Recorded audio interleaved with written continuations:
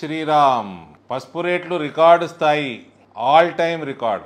మనకి పసుపు రేట్లు 16,000 పైన పైచిలుకు రేటు, మ్యాక్సిమం రేట్ వచ్చిండే చరిత్రలో.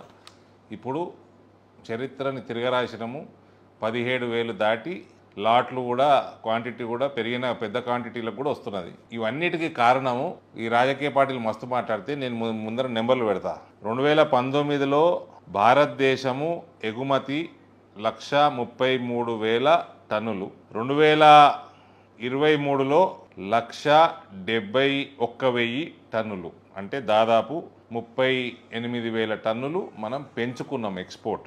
దిగుమతులు 2019లో భారతదేశము 31,000 టన్నులు దిగుమతి చేస్తూ ఉండే, 2023లో అంటే మొన్న అయిపోయిన గత సంవత్సరంలో 16,000కి పడ్డది.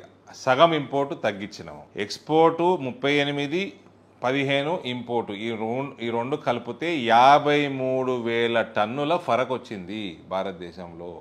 ఏదైతే పసుపుకి ఇది పెద్ద నెంబర్, చాలా పెద్ద క్వాంటిటీ కాబట్టి దానివల్ల మేజర్ డిఫరెన్స్. దీని వెనకాల పని ఏమున్నదండి, మన స్పైసెస్ బోర్డు పనిచేసింది, 1 డిస్ట్రిక్ట్ 1 ప్రోడక్ట్ కామర్స్ మినిస్ట్రీ కింద ఉన్నది, ఆ స్కీమ్ పనిచేసింది. ఓవరాల్గా నరేంద్ర మోడీ గారి ప్రభుత్వం ఎగుమతులు పెంచడం, అన్ని పదార్థాలు అన్ని ప్రోడక్ట్స్ మీద ఎగుమతులు మీద దృష్టి పెట్టినందుకు ఇది మనకు ఇవాళ ఈ రేట్లు వస్తున్నాయి.